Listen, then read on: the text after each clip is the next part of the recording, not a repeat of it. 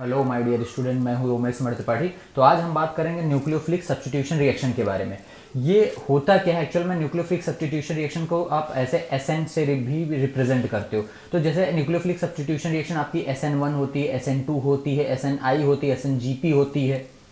ठीक है, तो बहुत सारी सब्स्टिट्यूशन रिएक्शन होती हैं, बट पहले हम लोग इस चीज पे फोकस करेंगे कि आखिर न्यूक्लियोफिलिक सब्स्टिट्यूशन रिएक्शन होता क्या, बेसिक क्या है इसका। तो हम बेसिक से लेके हायर कॉन्सेप्ट की तरफ हम लोग मूव करेंगे। तो हम समझते हैं न्यूक्लियोफिलिक सब्स्टिट्यूशन रिएक्शन के बारे में। देखिएगा, ये होता है जैसे आपके पास कोई सबस्ट्रेट RX है, इसकी रिएक्शन हमने किसी भी निगेटिवली चार्ज स्पीसीज से करा दी। किसकी प्रेजेंस में बेटा? सॉल्वेंट। क्या बन जाएगा प्रोडक्ट? देखिए,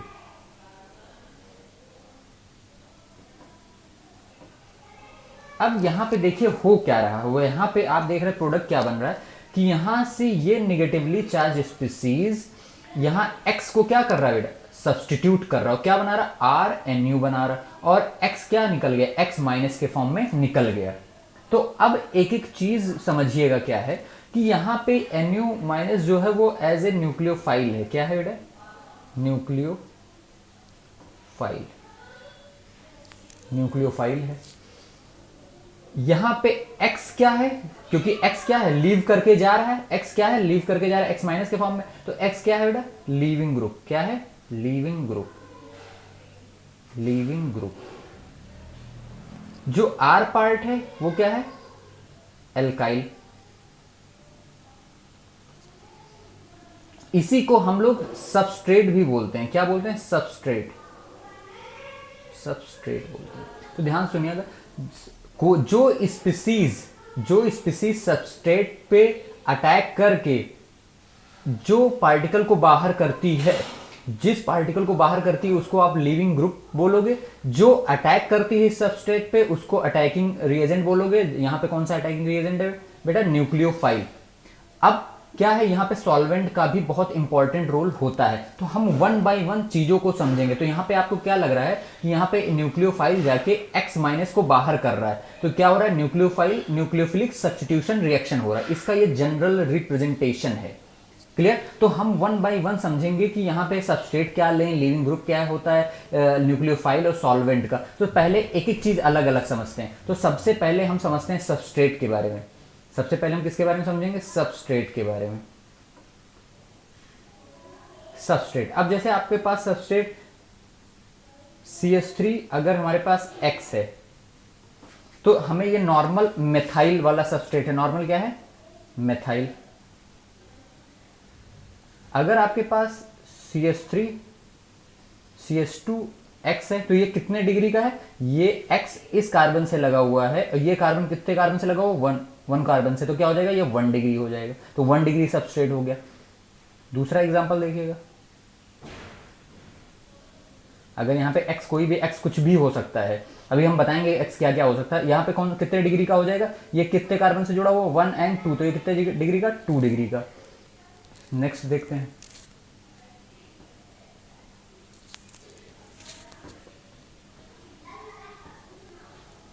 ये देखिए, ये X इस कार्बन से जुड़ा हो, ये कार्बन कितने कार्बन से जुड़ा हो? 1 2 3। तो ये कितने डिग्री का सबस्ट्रेट हो गया? 3 डिग्री का हो गया। क्लियर? अब देखिएगा,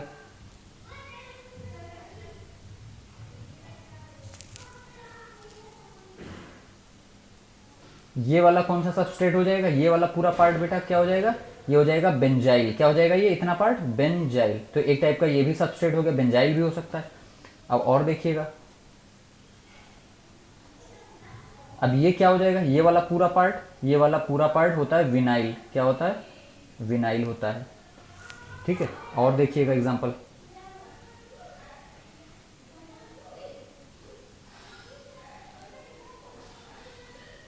ये देखिएगा, ये क्या है? ये पूरा ग्रुप जो है बेटा, ये वाला पूरा ग्रुप, इसको बोलते हैं एलाइल ग्रुप। क्या बोलते हैं? एलाइल। तो एलाइल टाइप का सबस्ट्रेट हो जाएगा।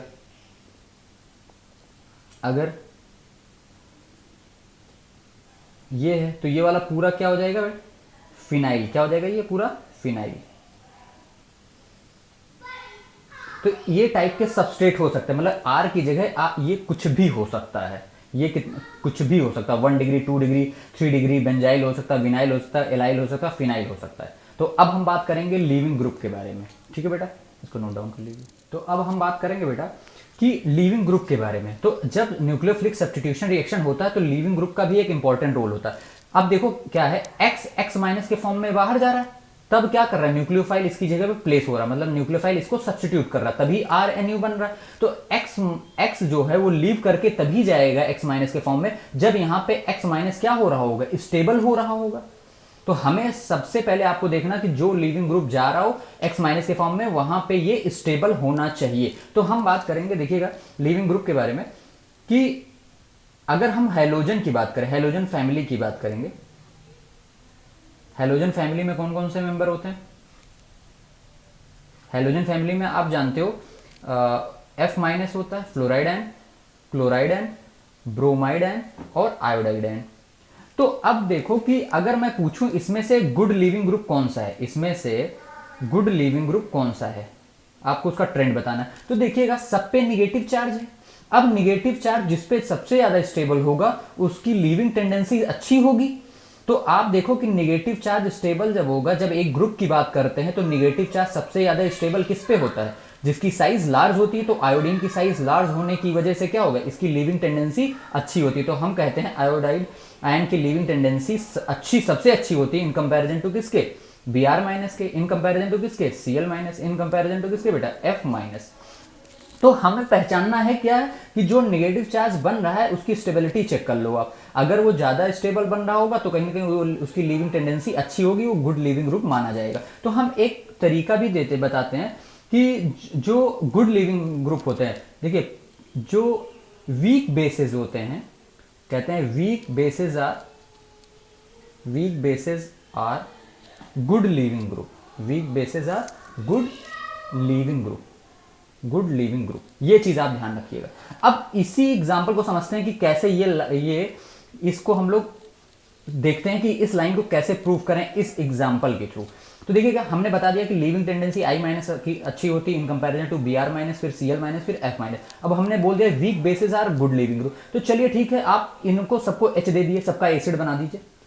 सबका एसिड अगर बनाएंगे तो आप क्या बनाएंगे, HF बनाएंगे, HCl बनाएंगे, HBr बनाएंगे और HI बनाएंगे। अब इसमें मैं पूछूं सबसे स्ट्रॉन्ग एसिड कौन सा है, तो अगर आप बोलोगे स्ट्रॉन्ग एसिड कौन सा है, सबसे अच्छा एसिड, स्ट्रॉन्ग एसिड कौन सा है स्ट्रॉन्ग एसिड के ट्रेंड में, तो आप कहोगे सर HI का सबसे अच्छा एसिड होता है इन कंपैरिजन टू किसके, HBr, इन कंपैरिजन टू किसके, HCl, फिर HF। तो अगर ये स्ट्रॉन्ग एसिड है तो इसका कंजुगेट क्या बनेगा, कंजुगेट बेस बनेगा। अगर आप यहां से H प्लस हटाओ और जो I माइनस निकलेगा वो क्या होगा, कंजुगेट बेस होगा, कंजुगेट बेस। तो इस एसिड का कंजुगेट बेस I माइनस होगा, इस एसिड का कंजुगेट बेस क्या होगा, Br माइनस, इस एसिड का Cl माइनस, इस एसिड का F माइनस। तो आप जानते हो स्ट्रॉन्ग एसिड का कंजुगेट बेस क्या होता है, वीक होता है। स्ट्रॉन्ग एसिड का कंजुगेट बेस क्या होता है, एक सेकंड में लिखे दे रहा हूं, देखिएगा स्ट्रॉन्ग एसिड का जो कंजुगेट बेस होगा वो क्या होगा, वीक होगा। तो आप देखो ये वीक हो गया, तो सबसे स्ट्रॉन्ग कंजुगेट बेस कौन सा हो गया, F माइनस।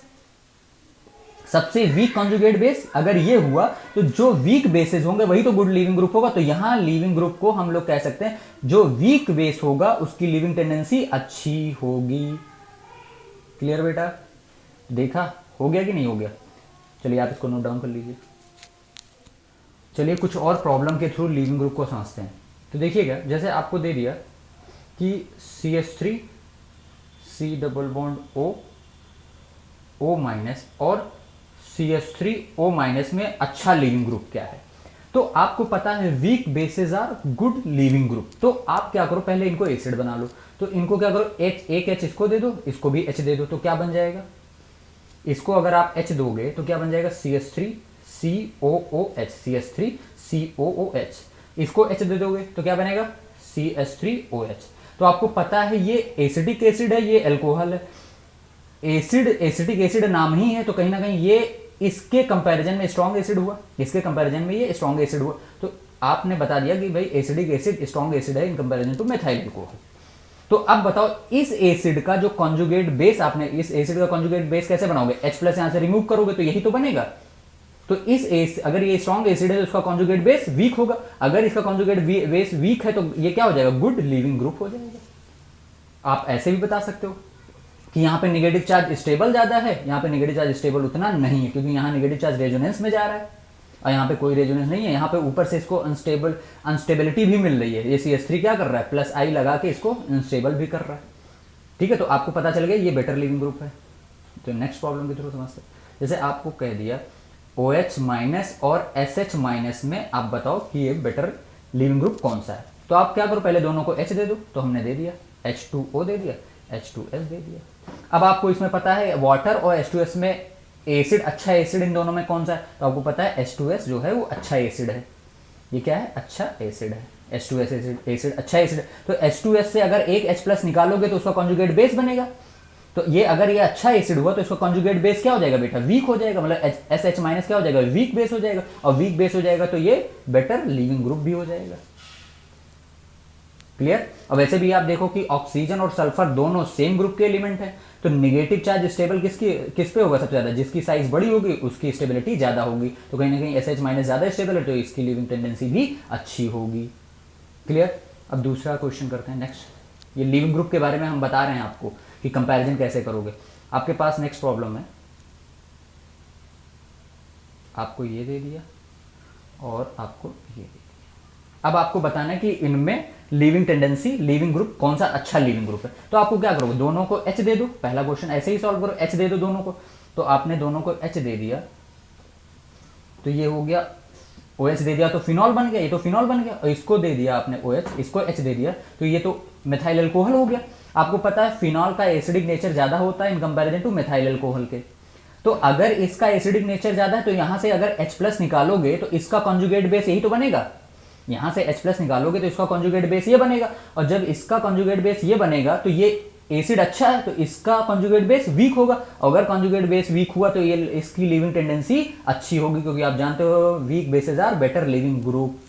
और दूसरी चीज आप ऐसे भी देख सकते हो, इस दोनों पे ऑक्सीजन पे नेगेटिव चार्ज है, यहाँ पे नेगेटिव चार्ज रेजोनेंस में जा रहा है, यहाँ पे नेगेटिव चार्ज क्या हो रहा है बेटा, रेजोनेंस में जा रहा है, यहाँ पे नेगेटिव चार्ज में कोई रेजोनेंस नहीं, ऊपर से इसको अनस्टेबिलिटी मिल रही है प्लस आई की, ये इलेक्ट्रॉन भेज के इसको हाईली अनस्टेबल कर रहा है, तो बेटर लिविंग ग्रुप ये हो गया। क्लियर। अब देखिएगा एक क्वेश्चन और कर लीजिए, आपके सामने है क्वेश्चन,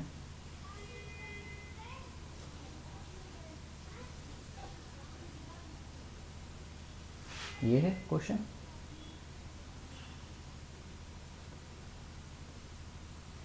अब आपको इन दोनों में बताना है कि बेटर लिविंग ग्रुप कौन सा है। तो आप क्या करो, क्या करना है, पहली चीज तो आप नेगेटिव चार्ज की स्टेबिलिटी चेक कर लो।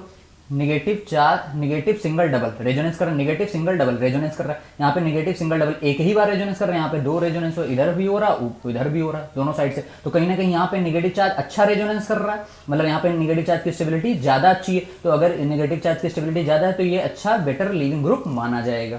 क्लियर। दूसरी चीज, अगर आप इसको H दे दोगे, अगर आप इसको H दे देते हो, ठीक है, देखो आपने इसको H दे दिया, अगर H दे दिया ऐसे भी निकालो तो ये हमारा H, इसको H देने के बाद ये क्या बन गया, बेंजीन सल्फोनिक एसिड, क्या बन जाएगा ये बेंजीन सल्फोनिक एसिड। अगर इसको H दे दोगे, इसको H दोगे तो क्या बनेगा, इसको H दोगे तो ये तो H दे दोगे तो क्या होगा, बेंजोइक एसिड बन जाएगा, बेंजोइक एसिड। और आपको पता है बेंजीन सल्फोनिक एसिड अच्छा एसिड माना जाता है in comparison to benzoic acid के। तो अगर ये अच्छा एसिड है तो इसका कॉन्जुगेट बेस वीक होगा, तो अगर कॉन्जुगेट बेस वीक हुआ तो ये बेटर लिविंग ग्रुप होगा। क्लियर। तो इसको नोट डाउन कर लीजिए, फिर हम आपको और अच्छे लिविंग ग्रुप के बारे में बताते हैं। तो अब आपको बता दें हम कुछ सम बेस्ट लिविंग ग्रुप के बारे में, कौन कौन सा अच्छा लिविंग ग्रुप है, आपको ध्यान रखना है। देखिएगा, आप देखिएगा, इसको आपको ध्यान रखना है, बहुत इंपॉर्टेंट है ये।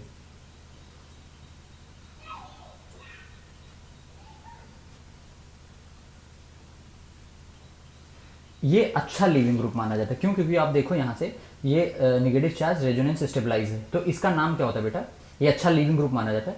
इसका नाम होता है पैरा टॉलिन सल्फोनेट, सल्फोनेट, इसका नाम है पैरा टॉलिन सल्फोनेट लिविंग। इसको शॉर्ट फॉर्म में इसको बेटा शॉर्ट फॉर्म में ऐसे भी लिखा जाता है, आपको मिलेगा क्वेश्चन में, टोसाइलेट। क्या लिखा जाता है? टोसाइलेट ऐसे। और इसको रिप्रेजेंट कैसे करते हैं? ऐसे, ये वाला ओ, ये ऐसे दिखा दिया ओ, और ये वाला पूरा पार्ट टी एस, टोसाइलेट मतलब ये पूरा पार्ट टी एस में चला जाएगा, यहाँ से लेके यहाँ तक का। तो ऐसे भी लिखा आपको मिल सकता है ओ टी एस। ठीक है, तो पहला लिविंग ग्रुप मैंने बता दिया जो बेटर बेस्ट लिविंग ग्रुप में माना है, तो पैराटोल्यूइन सल्फोनेट, इसको टोसाइलेट भी बोलते हैं, इसको रिप्रेजेंट कैसे करते हैं? O T S. ठीक, दूसरा मैं आपको बता दूं, दूसरा देखिएगा आपका है CF3S double bond O minus. इसका नाम जानते हो क्या होता है? इसका नाम होता है trifluoro methyl trifluoro methyl sulfonate,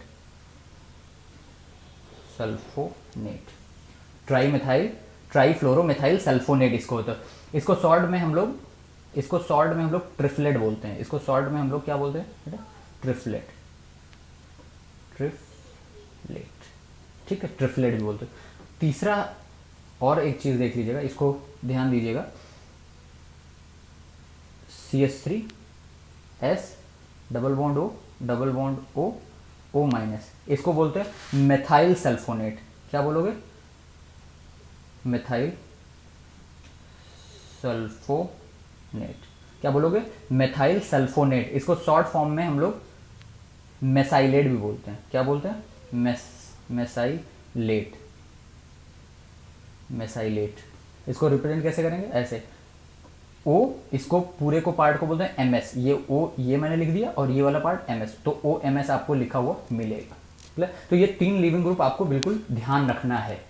ठीक है बेटा, इसको क्या बोलोगे? ये लास्ट वाले को मेसाइलेट। क्या बोलोगे इसको? मेसाइलेट। क्लियर बेटा? चलिए, तो अब हम बात करने वाले हैं सॉल्वेंट के बारे में। ठीक है, अब हम बात करने वाले हैं सॉल्वेंट के बारे में। तो सॉल्वेंट हमारे पास 2 होते हैं। पहला तो एक होता है non polar solvent, non polar solvent में जिसका डाइपोल मूवमेंट 0 होता है। क्या होता है बेटा? जिसका डाइपोल मूवमेंट 0 होता है वो नॉन पोलर सॉल्वेंट होता है। इसके एग्जांपल मैं बता दूं, जैसे आपका CCl4 कार्बन टेट्राक्लोराइड, बेंजीन, या CS2 कार्बन डाइसल्फाइड, ये सब क्या होते हैं? नॉन पोलर सॉल्वेंट होते हैं। ठीक है, दूसरा हमारा क्या होता है? Polar solvent. क्या होता है? Polar solvent. क्या होता है बेटा? Polar solvent. पोलर सॉल्वेंट कौन सा? जिनका डाइपोल मोमेंट नॉन जीरो होता है। अब ये पोलर सॉल्वेंट आपके 2 होते हैं। पोलर सॉल्वेंट कौन से होते हैं? 2 होते हैं। पहला पोलर सॉल्वेंट होता है polar aprotic solvent, polar aprotic solvent. दूसरा होता है पोलर प्रोटिक सॉल्वेंट। देखिए, पोलर सॉल्वेंट 2 टाइप से होता है, पोलर अप्रोटिक सॉल्वेंट, दूसरा क्या होता है? Polar protic solvent. तो सबसे पहले हम जानेंगे पोलर प्रोटिक सॉल्वेंट के बारे में। तो देखिएगा, सबसे पहले हम जानेंगे किसके बारे में? ये बी वाले में, पोलर प्रोटिक सॉल्वेंट के बारे में। पोलर प्रोटिक सॉल्वेंट के बारे में जानेंगे कि ये पोलर प्रोटिक सॉल्वेंट क्या है। देखिएगा, अगर हाइड्रोजन अगर फ्लोरीन से जुड़ा हुआ है, ऑक्सीजन से जुड़ा हुआ है, या नाइट्रोजन से जुड़ा हुआ है। अगर पोलर प्रोटिक सॉल्वेंट में क्या होता है बेटा? जिसमें फ्लोरीन हाइड्रोजन से जुड़ा हो, ऑक्सीजन से हाइड्रोजन जुड़ा हो, नाइट्रोजन से हाइड्रोजन जुड़ा हो, तो वो समझ जाना वो पर्टिकुलर सॉल्वेंट क्या हो जाएगा? Polar protic solvent. जैसे मैंने बोला H2O, तो अब देख के लग रहा है ऑक्सीजन से हाइड्रोजन जुड़ा है, तो कहीं ना कहीं अब क्या हो जाएगा? Polar protic solvent. दूसरा एग्जाम्पल CH3OH, तो यहाँ पे भी ऑक्सीजन से जुड़ा हुआ हाइड्रोजन है, मतलब पोलर प्रोटिक सॉल्वेंट, ये भी हो गया।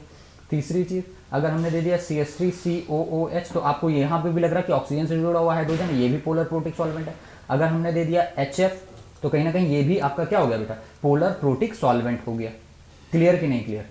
ठीक है, अगर मैंने दे दिया C2H5OH, तो ये कहीं ना कहीं ये भी क्या? ऑक्सीजन से जुड़ा हुआ हाइड्रोजन है, तो ये भी पोलर प्रोटिक सॉल्वेंट हो गया। अगर मैं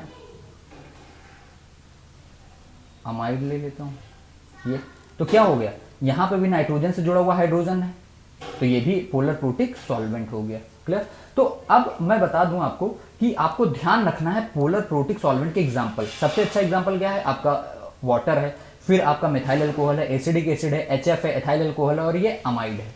क्लियर। तो पोलर प्रोटिक सॉल्वेंट को सबसे पहचानने का तरीका क्या है कि अगर आप देखो फ्लोरीन से जुड़ा हुआ हाइड्रोजन हो, या ऑक्सीजन से जुड़ा हुआ हाइड्रोजन, या नाइट्रोजन से जुड़ा हुआ हाइड्रोजन होगा, तो क्या बोल दोगे आप, पोलर प्रोटिक सॉल्वेंट। अब हम बात करेंगे कुछ पोलर प्रोटिक सॉल्वेंट के बारे में। और देखिए, पोलर प्रोटिक सॉल्वेंट का पहला एग्जांपल हमने बताया था वाटर है। तो जब पोलर है तो कहीं ना कहीं इस वाटर मॉलिक्यूल में ऑक्सीजन मोर इलेक्ट्रोनेगेटिव की वजह से इस पर पार्शियल नेगेटिव चार्ज आ जाएगा, इस पर पार्शियल पॉजिटिव चार्ज है। मतलब इस वाटर मॉलिक्यूल में एक एंड नेगेटिवली चार्ज होगा, दूसरा एंड पॉजिटिवली चार्ज होगा। अगर किसी भी रिएक्शन में, अगर मिक्सचर में कैटायन और एनायन दोनों फॉर्म हो रहे हैं, अगर किसी भी रिएक्शन मिक्सचर में कैटायन एनायन दोनों फॉर्म हो रहे हैं और वाटर एज ए सॉल्वेंट है वहां पे, तो क्या करेगा, इस कैटायन को, भाई जान ये कैटायन है, तो इस कैटायन को क्या करेगा, ये सॉल्वेट कर देगा। मतलब इस कैटायन को इसका नेगेटिव एंड घेर लेगा चारों तरफ से। तो जैसे देखिए कैसे, इसका नेगेटिव था तो ये फोर्स ऑफ अट्रैक्शन के थ्रू क्या हो जाएगा, इसके क्लोज आ जाएगा। ये नेगेटिव, ये पॉजिटिव, ये ऑक्सीजन, ये क्या कर रहा है बेटा, ये इसको क्या कर रहा है, सॉल्वेट कर रहा है। सॉल्वेट का मतलब क्या हो रहा है कि इस पार्टिकल को, जो कैटायन है, इसको वाटर के मॉलिक्यूल क्या कर रहे हैं, सराउंड कर रहे हैं। क्या कर रहे हैं, सराउंड कर रहे हैं। इसी को आप बोलते हो सॉल्वेशन। क्या बोलते हो, सॉल्वेशन। मतलब इस कैटायन का सॉल्वेशन हो गया। सॉल्वेशन कौन कर रहा है, वाटर मॉलिक्यूल कर रहा है। तो इसी चीज को हम लोग सॉल्वोलिसिस भी बोलते हैं। क्या बोलते हो, सॉल्वोलिसिस भी बोलते हो। क्लियर। क्या होता है सॉल्वोलिसिस, क्या होता है, जब किसी कैटायन स्पीसीज को सॉल्वेंट के मॉलिक्यूल सराउंड कर लेते हैं तो उसको सॉल्वोलिसिस बोलते हो। क्लियर। अगर सॉल्वेंट वाटर हुआ तो इसको बोल दोगे हाइड्रोलिसिस। क्या बोल दोगे, हाइड्रोलिसिस। तो कहीं ना कहीं आपको देख के लग रहा है कि वाटर ने कैटायन को तो सॉल्वेट कर ही लिया। अब एनायन की बात करते हैं। अगर भाई उसी में एनायन हो गया तो एनायन में क्या होगा, ये वाला जो पॉजिटिव हाइड्रोजन पे जो पॉजिटिव है, ये पॉजिटिव एंड इसकी तरफ अट्रैक्ट हो जाएगा। क्या हो जाएगा, ये पॉजिटिव एंड क्या करेगा, इसको सराउंड कर लेगा। ये पॉजिटिव एंड क्या करेगा, इस नेगेटिव चार्ज की टुवर्ड्स क्या हो जाएगा, अट्रैक्ट हो जाएगा। देखिएगा, ये पॉजिटिव एंड इसको क्या कर रहा है, इसको भी सॉल्वेट कर लिया, इसको भी क्या किया, सॉल्वेट कर लिया। तो कहीं ना कहीं वाटर का जो, अगर वाटर पोलर प्रोटिक सॉल्वेंट है तो कैटायन को भी सॉल्वेट कर रहा है और एनायन को भी सॉल्वेट कर रहा है। क्या कर रहा है बेटा, कैटायन को भी सॉल्वेट कर रहा है और एनायन को। तो आप एक चीज याद रखिएगा कि जो पोलर प्रोटिक सॉल्वेंट होते हैं, पोलर प्रोटिक सॉल्वेंट होते हैं, पोलर प्रोटिक सॉल्वेंट होते हैं, solvate, polar protic solvent, solvate, cation and anion. ध्यान दीजिएगा, ये बिल्कुल याद कर लीजिएगा। और मैंने आपको एग्जांपल के थ्रू समझा दिया कि पोलर प्रोटिक सॉल्वेंट जो होता है वो सॉल्वेट कर देते हैं कैटायन और एनायन। मतलब वो कैटायन और एनायन दोनों को घेर लेते हैं। आपने देख लिया, यहाँ पे कैटायन है, ये एनायन है। यहाँ पे आपने क्या है, ये आपका कैटायन है और ये आपका एनायन है। ये आपको रिएक्शन मैकेनिज्म में बहुत ज्यादा ध्यान दे। जब हम SN1 पढ़ाएंगे तो उसमें हम बताएंगे, नेक्स्ट हमारा जो होगा वो SN1 ही होने वाला है। तो SN1 में आपको ध्यान रखना कि पोलर प्रोटिक सॉल्वेंट क्या करेगा, कैटायन और एनायन को सराउंड कर लेता है, सॉल्वेट कर लेता है। मतलब कहीं इसको थोड़ा सा स्टेबलाइज कर देता है। क्लियर बेटा। अब हम बात करेंगे पोलर अप्रोटिक सॉल्वेंट के। अब हम बात करेंगे बेटा पोलर अप्रोटिक सॉल्वेंट के बारे में। तो इसके एग्जाम्पल देखिएगा क्या है। जैसे आपके पास है CH3C double bond O CH3, तो आपको पता है इसका नाम क्या है, acetone. Acetone polar protic solvent के लिए कंडीशन मैंने क्या बताया था कि वो फ्लोरीन से जुड़ा होना चाहिए हाइड्रोजन, ऑक्सीजन से जुड़ा होना चाहिए हाइड्रोजन और नाइट्रोजन से जुड़ा होना चाहिए हाइड्रोजन। इसके अलावा जो भी आएगा वो पोलर अप्रोटिक सॉल्वेंट हो जाएगा, अगर वो उसका डायपोल मोमेंट जीरो नहीं है तो। क्लियर बेटा। तो आपको देख के लग रहा है यहाँ पे कार्बन से हाइड्रोजन जुड़ा हुआ, तो ये एसीटोन हो गया, ये पोलर अप्रोटिक सॉल्वेंट हो गया। दूसरा, अगर इस कार्बन की जगह हम S लिख दें, ये देखिए, तो ये भी आपका क्या हो जाएगा, पोलर अप्रोटिक सॉल्वेंट। इसका नाम होता है, इसको आपको ध्यान रखना, याद रखना है बेटा, di methyl sulphoxide. Di methyl sulphoxide, इसको शॉर्ट फॉर्म में DMSO भी बोलते हो। आपको बहुत सारी रिएक्शन में आपको डायरेक्ट लिखा होगा एरो के ऊपर DMSO, तो आपको समझ जाना ये पोलर अप्रोटिक सॉल्वेंट है जिसको बोलते हो डाई मिथाइल सल्फॉक्साइड। ठीक है। दूसरा देखिए, तीसरा देखिएगा, आपके पास ये है, ये भी आपका क्या है, पोलर अप्रोटिक सॉल्वेंट। यहां पे देखिएगा ये नाइट्रोजन से कार्बन जुड़ा हुआ है, कार्बन से हाइड्रोजन जुड़ा हुआ है, ये ध्यान रखिए कार्बन से जुड़ा हुआ हाइड्रोजन है, तो ये पोलर अप्रोटिक सॉल्वेंट है। इसका नाम होता है डाईमेथाइल फॉर्मामाइड, डाईमेथाइल फॉर्मामाइड। इसको शॉर्ट फॉर्म में डीएमएफ बोलते हैं। क्या बोलते हैं? डीएमएफ। ठीक है। तीसरा देखिएगा, CH3, इसकी H की जगह CH3 लगा दीजिए बस, ये हो गया N CH3। ठीक है। इसका नाम क्या हो जाएगा? डाईमेथाइल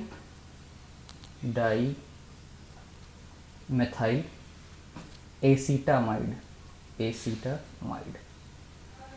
इसको बोलोगे डीएमए। क्या बोलोगे इसको बेटा? डीएमए।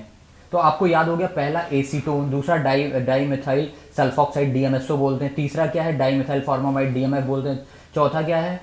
DMA dimethyl acetamide. तो ये सब क्या है बेटा? पोलर अप्रोटिक सॉल्वेंट के एग्जाम्पल हैं। क्या है? पोलर अप्रोटिक सॉल्वेंट के एग्जाम्पल है। अब आपको हम बताएंगे कि पोलर अप्रोटिक सॉल्वेंट किसको सॉल्वेट करता है, कैटायन को या एनायन को। क्लियर? देखिएगा, आपके पास जैसे आपके पास पोलर अप्रोटिक सॉल्वेंट का एग्जाम्पल है CH3S CH3 double bond O। तो आपको पता है कि सल्फर ऑक्सीजन में मोर इलेक्ट्रोनेगेटिव, ऑक्सीजन तो नेगेटिव, इसमें भी पोल डेवलप हुए, बट ये ऑक्सीजन वाला नेगेटिव चार्ज कॉर्नर पे है, फ्री है, लेकिन ये जो सल्फर में पॉजिटिव चार्ज है ये दो बल्की ग्रुप से क्या हुआ बेटा? घिरा हुआ है। तो ये पॉजिटिव चार्ज कवर्ड है, तो ये अच्छे से सॉल्वेट नहीं कर पाएगा। लेकिन जो ये ऑक्सीजन का नेगेटिव चार्ज है जो कॉर्नर पे है, वो देखिएगा जो ये कैटायन होगा, अगर किसी भी रिएक्शन मैकेनिज्म में कैटायन और एनायन हो रहा है, कैटायन और एनायन मतलब ये नेगेटिव और ये कैटायन है। अगर कैटायन है तो कैटायन वाले पार्ट को कौन सा, ये ऑक्सीजन वाला पार्ट क्या करेगा? सराउंड कर देगा। ये CH3 हो जाएगा, ये CH3 हो जाएगा। ये देखिए, ये भी नेगेटिव चार्ज है ना, ये नेगेटिव और ये पॉजिटिव, तो ये नेगेटिव एंड इस पॉजिटिव को अट्रैक्ट कर रहा है। ये देखिए नेगेटिव, ये नेगेटिव, ये पॉजिटिव। ये देखिए O double bond S CH3 negative positive, ये भी ऑक्सीजन।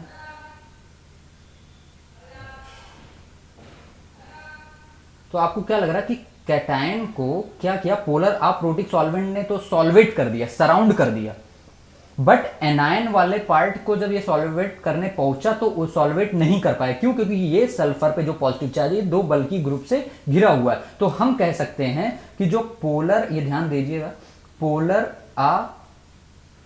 अप्रोटिक सॉल्वेंट जो होता है, पोलर अप्रोटिक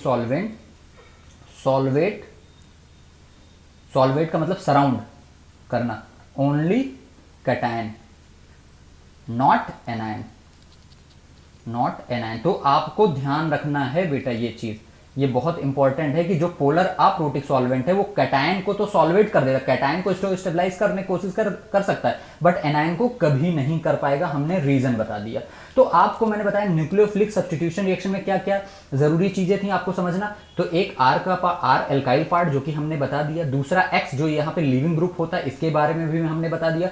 अब सॉल्वेंट के बारे में भी हमने अभी डिस्कस कर लिया। अब न्यूक्लियोफाइल जो होता है, ये इससे रिलेटेड मैंने एक fully separate video already upload कर रखा है, तो प्लीज वहां पे जाके आप न्यूक्लियोफाइल देख लीजिएगा। तो अब हम नेक्स्ट टाइम पे हम अब बताएंगे SN1 रिएक्शन, उसके बाद फर्दर हम SN2 रिएक्शन बताएंगे। क्लियर बेटा?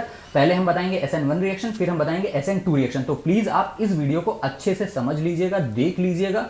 अगर कोई डाउट आ रहा है तो प्लीज कमेंट बॉक्स में जाके कमेंट कर दीजिएगा, उससे रिलेटेड मैं डाउट्स आपके क्लियर कर दूंगा। बट आपको SN1 और SN2 समझने से पहले आपको इन सब चीजों का नॉलेज होना बहुत जरूरी था, इस वजह से मैंने एक सेपरेट वीडियो इसके लिए बनाई है।